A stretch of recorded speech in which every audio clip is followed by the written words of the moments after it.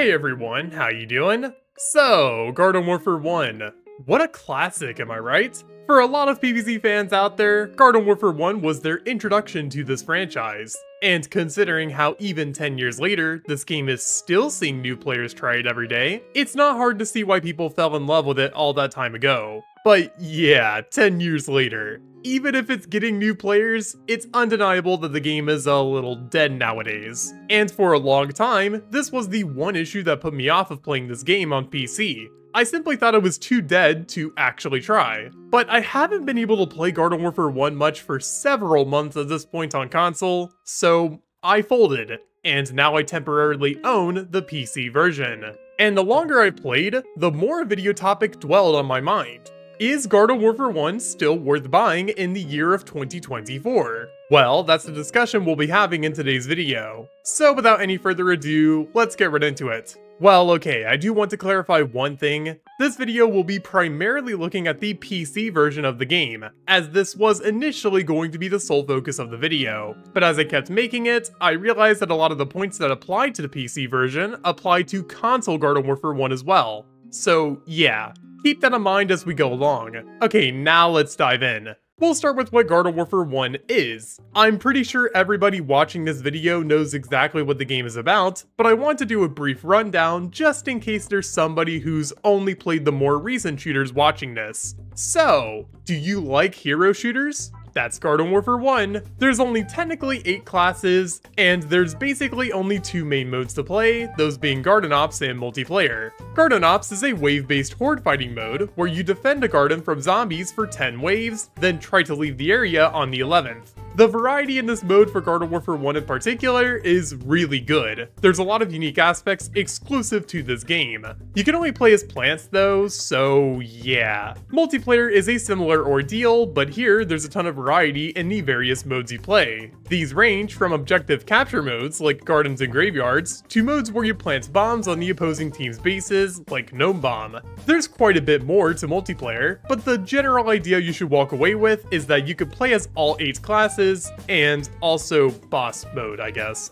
These are really boring. I didn't grab footage of them, sorry about that. As for the characters, there is Pea Shooter, Chomper, Sunflower, Cactus, Foot Soldier, Engineer, Scientist, and All-Star. Every single one of these characters are unique in some kind of way. As an example, All-Star is a tanky character, Pea Shooter is a splash-centric generalist, Chomper is a melee and stealth specialist that can swallow zombies, and you get the idea. Basically, everybody has something working for them. And if those were the only 8 characters, yes, this game would be boring, but where the variety comes in for Garden Warfare 1 is in the variant system, which is pretty unique to this game when it comes to the hero shooter genre. Every class has at least 7 variants, with all of these being unique in some way. The changes can be minimal, like Skytrooper just being a worse foot soldier, sorry not sorry, to major, with a complete rework on how you play a character such as Bandit Cactus. This system makes the game stand out a lot,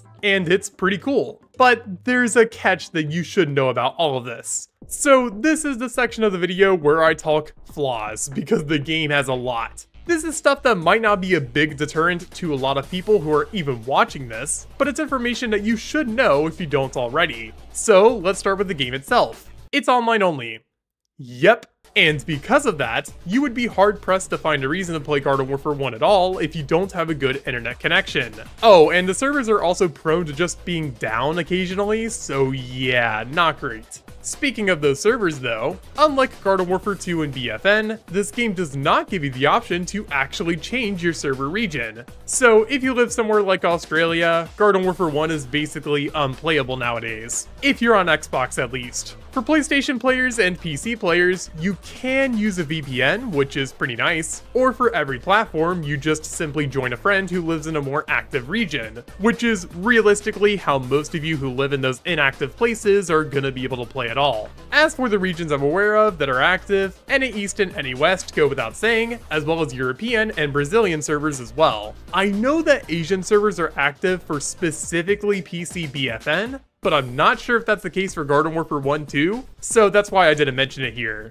Regardless, this is probably going to be your biggest reason to not buy Garden Warfare 1 if you live somewhere that's a bit dead multiplayer-wise. It sucks, but the game's been out for 10 whole years now.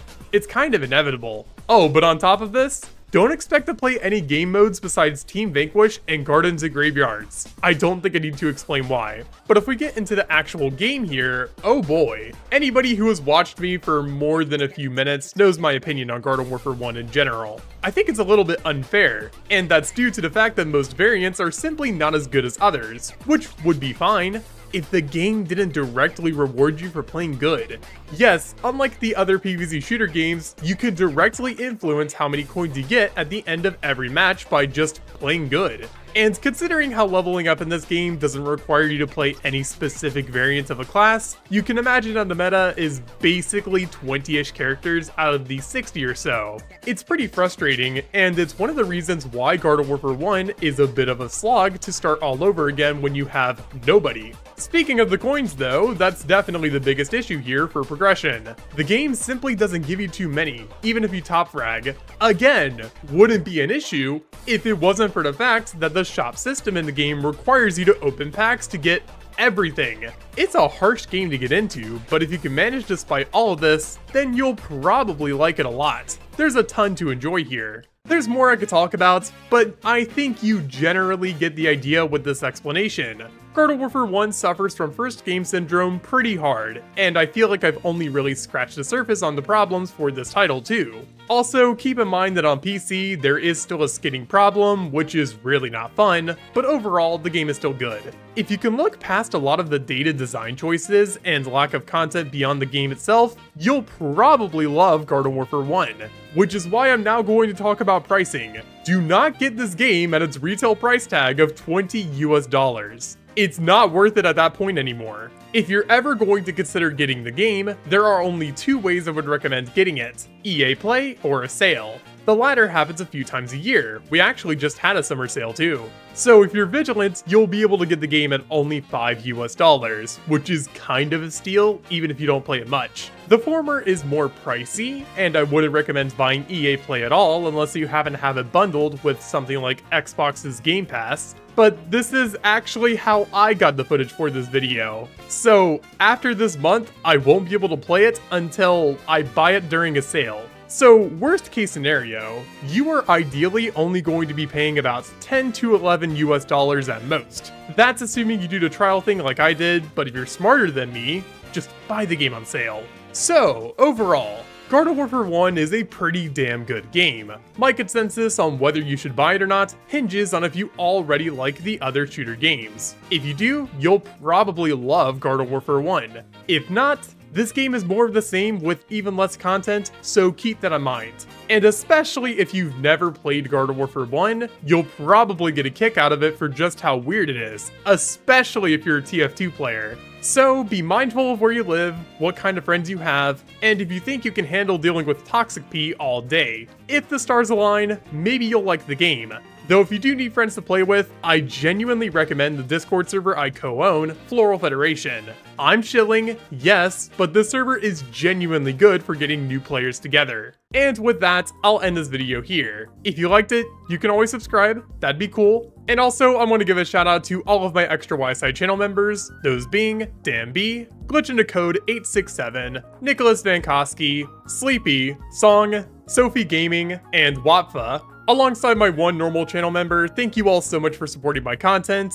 I really appreciate it, and I've never had this many members, so wow, thank you guys so much, that's crazy. And I'm gonna go now, just kind of playing more Garden Warfare 1. I'm not gonna lie, the game has actually kind of had me addicted, so peace.